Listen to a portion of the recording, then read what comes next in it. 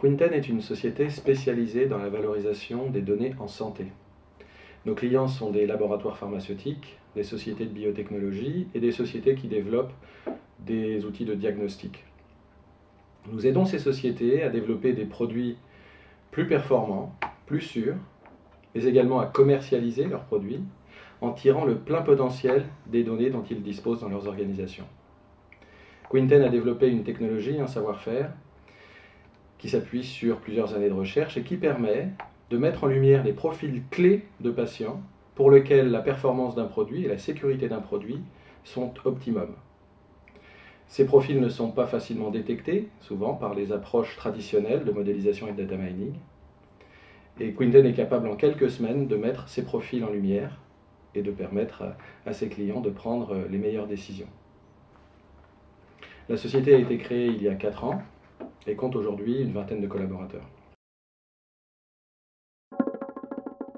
Vous savez, une étude clinique, évidemment, c'est conçu pour valider l'efficacité et la sécurité d'un médicament de manière à obtenir son enregistrement et son remboursement. Ces études cliniques ne sont que des vues partielles de la réalité. Il est donc très difficile, voire impossible, de s'assurer que les profils de patients qui répondent le mieux à un traitement, ou qui répondent le moins bien à un traitement, dans une étude clinique, soient représentés dans les mêmes proportions d'une étude clinique à une autre.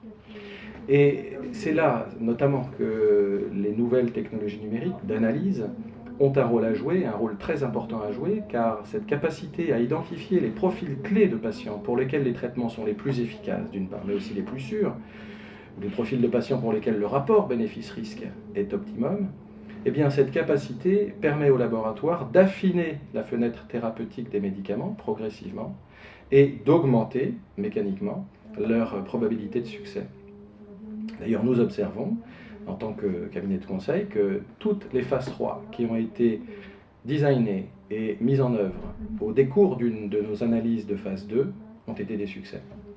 Donc, d'un rapport 1 sur 10, ou peut-être un petit peu moins parce qu'on parle de phase 2 à phase 3 et non pas de phase 1 à phase 3, eh bien on constate que cela fonctionne. Donc cela va probablement aller en s'améliorant et en s'élargissant.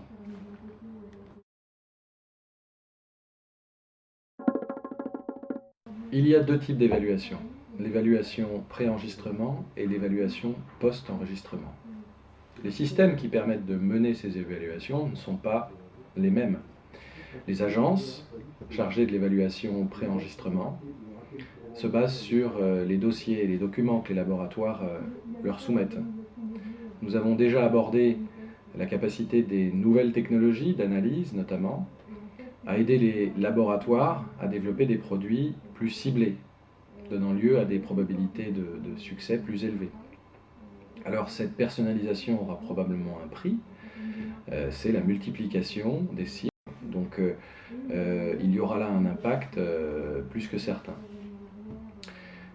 Ensuite, l'évaluation post-enregistrement, je vois deux champs où les technologies numériques vont avoir un impact. Le premier, là aussi sur l'analyse, puisque en post-enregistrement, on va être en vie réelle, c'est-à-dire dans une situation où, contrairement aux études cliniques qui ne sont que des vues partielles et donc limitées, eh bien, les systèmes d'information qui tendent à se développer vont permettre de centraliser les données et donc d'avoir une vue, une analyse beaucoup plus précise de l'efficacité et de la sécurité réelle des produits.